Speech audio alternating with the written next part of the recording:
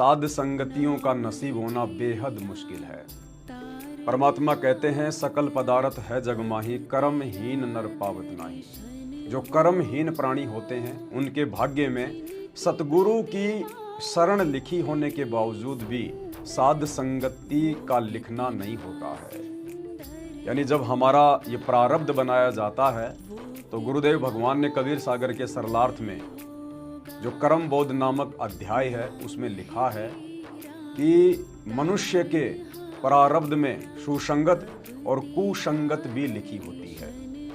तो सौभाग्य आप और हम सभी सत्सेवक भाई बहनों का जिनके प्रारब्ध में सतगुरुदेव भगवान ने अपनी शरण में लेने के साथ साथ सुसंगत भी लिख दी, और दुर्भाग्य उन आत्माओं का जिनको गुरुदेव भगवान ने अपनी शरण में भी लिया लेकिन उनके भाग्य में, उनके प्रारब्ध में शतलोक आश्रम मैनेजमेंट हरियाणा की कुसंगत लिखी हुई थी, जिस कारण से वो आत्माएं अपने गुरु में परमात्मा को नहीं देख रही हैं। साक्षात धरती पर प्रकट पूर्ण ब्रह्म परमात्मा कबीर देव सतगुरु रामपाल जी उनको केवल एक मानुष नजर आते हैं। वे केवल उन्हें अपना गुरु मानते हैं, परमात्मा नहीं मानते।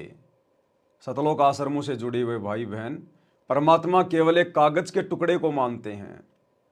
वो कागज का टुकड़ा जिसे कबीर जी की फोटो कहा जाता है, एक दाढ़ी मूछ वाली कबीर जी की समझे जाने वाली फोटो, बेजुबान मुर्दा, उसको अपना परमात्मा मानते हैं, कबीर मानते हैं।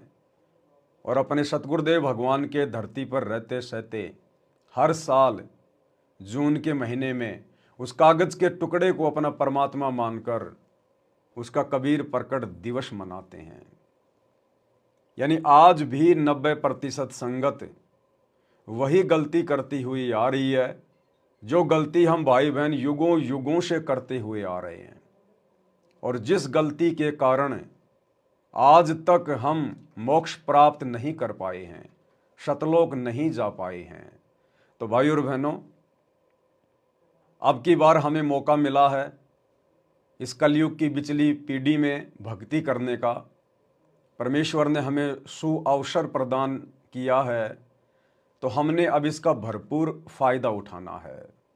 हमने अब वो तमाम गलतियां नहीं दोहरानी हैं जिन गलतियों के कारण हम तो मुसीबत में पड़े ही रहे, साथ में हमने अपने गुरुदेव भगवान को भी हर बार दुखी किया है, परेशान किया है। लेकिन अब की बार हम इस शिक्षा का भरपूर फ़ायदा उठाएंगे, कलयुग की बिचली पीढ़ी का भरपूर फ़ायदा उठाएंगे।